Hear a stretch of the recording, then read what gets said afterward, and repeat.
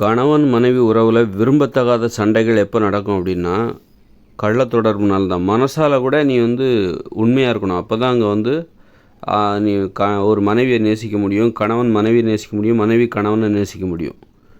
மனசால் கூட மனதளவில் உண்மைத்தன்மை எங்கே ஆரம்பிக்குது? ஒரு கணவன் மனைவிக்கு உண்மையாக இருக்கிறது என்பது வெளியில் இல்லை, மனசுலேருந்து ஆரம்பிக்குது. நீ மனசுக்குள்ளே இருந்து அந்த உண்மை மனைவிக்கு எப்படி உண்மையாக இருப்பது, அந்த பயணம் எங்கேருந்து ஆரம்பிக்குன்னா மனதிலிருந்து ஆரம்பிக்குது. அது மாதிரி கணவனுக்கு மனைவியாக உண்மையாக இருப்பது என்பது அந்த மனைவியின் மனதிலிருந்து ஆரம்பிக்குது. நீ உண்மையாக இல்லாமல் மனசுக்குள்ளே கூட நீ ஏதாவது ஒரு திட்டம் உனக்கு இருக்குது, வேறு எதையாவது ஒரு பெண்ணோடு தொடர்பு கொள்ளலாம், தொடர்பு கொண்டால் நன்றாக இருக்கும் அப்படின்னு ஒரு கணவனுக்கு மனதில் கூட ஒரு ஆசை வந்துச்சுன்னா அப்போவே அந்த குடும்பத்தில் சண்டை வரும். அப்போவே அவங்க கணவன் மனைவி உறவில் விரும்பத்தகாத சண்டைகள் வரும். அந்த அன்பு செலுத்துவதில் அவநம்பிக்கை ஏற்படுகிற மாதிரி அந்த குடும்பத்தில் ஒரு சம்பவம் நடக்கும். அதனால் யார் கண்ணுப்பட்டுச்சோன்னு சொல்லுவாங்களோ அதே மாதிரி தான் ஒரு மனைவிக்கு கூட தான் கணவனுக்கு தெரியாமல் வேறு ஏதாவது கள்ள தொடர்பு வச்சுக்கலாம், யாராவது அதுக்கான வாய்ப்பு இருக்குது, அப்படி வச்சுக்கலாம் அப்படிங்கிற ஒரு எண்ணம் வந்துச்சுனாலே அப்போ உடனே அந்த கணவன் மனைவி உறவில் ஒரு அவநம்பிக்கை ஏற்படும், ஒரு சண்டை வரும். அதனால் உண்மைத்தன்மைங்கிறது வெளியில் இல்லை, மனசுக்குள்ளே தானே. நம்ம என்ன வேணாலும் நினச்சிக்கலாம், மனசுக்குள்ளே தானே. மனசுக்குள்ளே நம்ம உண்மையாக இருக்கணும் வேண்டிய அவசியம் கிடையாது. வெளியில் நம்ப வச்சா போதும். மனசுக்குள்ளே நம்ம உண்மையாக இருக்க வேண்டிய அவசியம் இல்லை. மனசுக்குள்ளே ஒரு திட்டம் இருந்தாலே போதும், ஒரு திட்டம் வந்துருச்சுனாலே போதும். அந்த நேரத்திலே குடும்பத்தில் சண்டைகள் வந்துடும், அந்த பிரிவுங்கிறது வர ஆரம்பிச்சிடும். நேசிக்க முடியாது, அதுக்கப்புறம் நேசிக்க முடியாது. உண்மையாக இருக்கிற வரைக்கும் தான், மனசுக்குள்ளே உண்மையாக இருக்கணும். மனசுக்குள்ளே உண்மையாக இருக்கிற வரைக்கும் தான் அந்த குடும்பத்தில் கணவன் மனைவி ஒருவரும் அல்லது காதலன் காதலி இருவரும் ஒருவர் நேசிக்க முடியும், அன்பு செலுத்த முடியும். உண்மையாக இருப்பதிலிருந்து தான், நம்பிக்கையானவராக இருப்பதிலிருந்து தான் அந்த உறவு என்பது, கணவன் மனைவி உறவு, காதலன் காதலி உறவுலாம் தொடங்குது, ஆரம்பிக்குது. அதில் தான் அப்போ வாழ்நாள் முழுதும் நீ உண்மையாக இருந்தால் தான் நீ வாழ்நாள் முழுதும் மகிழ்ச்சியாக இருக்க முடியும்.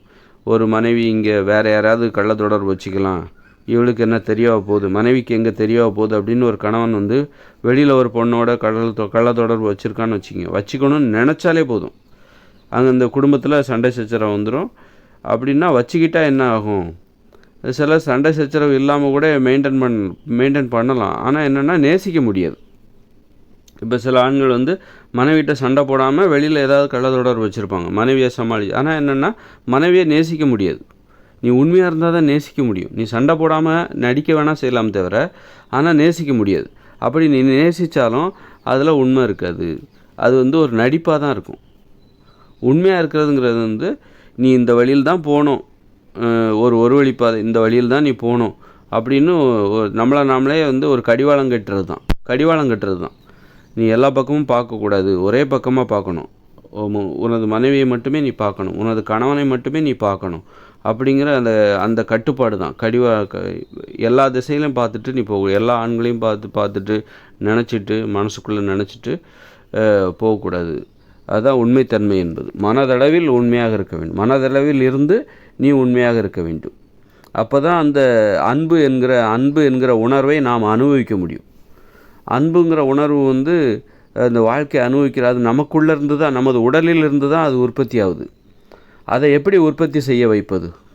அன்பு என்கிற உணர்வை எப்படி அதைத்தான் அனுபவிக்கணும். அதுதான் வாழ்க்கையை அனுபவிக்கிறது. நான் குடும்ப வாழ்க்கையை மகிழ்ச்சியாக அனுபவித்தேன் அப்படின்னு ஒருத்தர் சொல்கிறாருன்னா எப்படி? வெறும் சும்மா கணவன் மனைவியாக வாழ்ந்துட்டா போதுமா, பேசிட்டா போதுமா, அது வாழ்க்கையை அனுபவித்ததாக பொருள்படுமா? நீ உனக்குள்ளே இருக்கிற அன்பை நீ வெளியே கொண்டு வரணும். அவளிடத்தில் எவ்வளோ அன்பு நீ வச்சுருக்க, ஒரு மனைவி இடத்தில் உனக்கு எவ்வளோ அன்பு இருக்குது, ஒரு கணவனிடத்தில் உனக்கு எவ்வளோ அன்பு இருக்குது அப்படிங்கிற அந்த அன்பை நீ உனக்குள்ளேருந்து வெளியே கொண்டு வரணும். அப்படின்னா அதற்கு நீ செய்ய வேண்டிய கடமைகள் என்னென்னா கட்டுப்பாடு, ஒருவருக்கு உண்மையாக இருப்பது, நம்பிக்கையானவராக இருப்பது. அப்படி இருக்கும்போது தான் அந்த அன்பு என்பது வெளியில் வரும். அந்த அன்பை நீ அப்போ தான் உணர்வு, அந்த பாசத்தை, அங்கே தான் வாழ்க்கையை ஆரம்பிக்குது. ஒரு குடும்ப வாழ்க்கையாக இருக்கட்டும், ஒரு காதல் வாழ்க்கையாக இருக்கட்டும், ஒரு உறவு என்பது அங்கேருந்து தான் ஆரம்பிக்குது. அதனால் உனக்குள்ளே அதுதான் வாழ்க்கையை அனுபவிக்கிறது. உனக்குள்ளே இருக்கிற அன்பை நீ வெளியே கொண்டு வர்றதுக்கு நீ என்ன பண்ணுற? உண்மையாக இருக்கணும். நீ உண்மையாக இல்லைன்னா உனக்குள்ளே இருக்கிற அந்த அன்பு வெளியில் வராது. அப்போது உன்னால் அதை அனுபவிக்க முடியாது, வாழ்க்கையை அனுபவிக்க முடியாது. வாழ்க்கைன்னா என்னன்னே தெரியாது. சும்மா சேர்ந்து வாழ்கிறது, ஏதோ கடமைக்கு உடலுறவு, அது மட்டுமே அது கிடையாது. அது ஒரு உண்மையாக இருந்து நீ உடலுறவு வைத்து உண்மையாக இருந்து பேசும்போது அப்போ தான் அந்த அன்போடு பேசுவது, அன்போடு உடலுறவு வைத்துக் கொள்வது. அதனால் மனதுக்குள்ளே கூட நீ தப்பாக நீ வேறு ஒரு கண்ணோட்டம் உனக்கு வந்துடக்கூடாது. மனசுக்குள்ளே கூட ஒரு கற்பனை இருக்கக்கூடாது.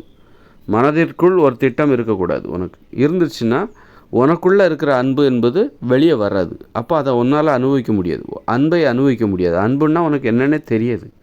அப்போ நீ வாழ்க்கைன்னா வாழ்க்கையை அனுபவிக்கவே முடியாது. வாழ்க்கைன்னாலும் என்னென்னு தெரியாது உனக்கு. மனித வாழ்க்கை என்பது பிற உயிரினங்களை விட வித்தியாசமானது, செயற்கையானதுன்னு கூட சொல்லலாம். பிற உயிரினங்கள் திருமணம் செய்து கொள்வதில்லை, உண்மையாக இருப்பதில்லை. பிற உயிரினங்கள் உண்மையாக இருப்பதில்லை. ஆனால் மனுஷங்க உண்மையாக இருப்பாங்க. அதன் அடிப்படையில் தான் திருமணம் என்கிற உறவே ஏற்பட்டுச்சு. உண்மையாக இருக்க வேண்டும் அப்படின்னு கட்டாயப்படுத்துகிற ஒரு நடைமுறை தான் திருமணம் என்பது. உண்மையாக இருப்பதில் இருந்தால் தான் நீ வாழ்க்கையை அனுபவிக்க முடியும் அப்படிங்கிற அதை அடிப்படையாக கொண்டு தான் அவங்க திருமணம் என்கிற ஒரு நடைமுறையை கண்டுபிடிச்சிருக்காங்க. அதனால் பிற உயிரினங்கள் அங்கே திருமணம் கட்டாயம்லாம் ஒன்றும் கிடையாது, அது அவங்க விருப்பம்தான் பிற உயிரினங்கள். ஆனால் மனித வாழ்க்கை அது பிற உயிரினங்களுடைய வாழ்க்கை இயற்கையான வாழ்க்கைன்னா, மனித வாழ்க்கை என்பது செயற்கையானது, ஒருவருக்கொருவர் உண்மையாக இருப்பது. செயற்கையானது இருந்தாலும் அதுதான் நமக்கு பாதுகாப்பு, அதுதான் மனித வாழ்க்கை. அந்த செயற்கையானது தான் மனித வாழ்க்கை. அதை அனுபவிப்பது தான் மனித வாழ்க்கையை அனுபவிப்பது என்று பொருள். அதனால் நமக்குள்ளே இருக்கிற உண்மையை, அந்த அன்பை வெளியே கொண்டு வரணுன்னா அதுக்கு நாம் செய்ய வேண்டிய கடமை தான் உண்மையாக இருப்பது. உண்மையாக இருந்தால் தான் நமக்குள்ளே இருக்கிற அன்பு வெளியே வரும், நமக்குள்ளே இருக்கிற பாசம் வெளியே வரும். அப்போது வாழ்க்கையை அந்த அன்பை அனுபவிப்பது தான், அந்த பாசத்தை அனுபவிப்பது தான் வாழ்க்கையை அனுபவிப்பதாக பொருள்படும். அதனால் அது மாதிரி பிறர் உண்மையாக இருக்கிறாங்களா அதையும் தெரிஞ்சுக்கணும். அப்போ தான் அவங்ககிட்ட இருக்கிற அந்த உண்மையான அன்பை நீங்கள் அனுபவிக்க முடியும். நீங்களும் உண்மையான அன்பை பிறருக்கு கொடுக்கணும். அது மாதிரி பிறருடைய உண்மையான அன்பையும் நீங்கள் அனுபவிக்கணும், அவங்ககிட்டேருந்து வாங்கணும். அப்போ நீங்கள் உங்களுக்கு உண்மையாக இருக்காங்க அப்படிங்கிறத நீங்கள் உறுதிப்படுத்திக்கிட்டீங்கன்னா அப்போ அதுதான் வாழ்க்கை அனுபவிப்பதாக பொருள்படும்.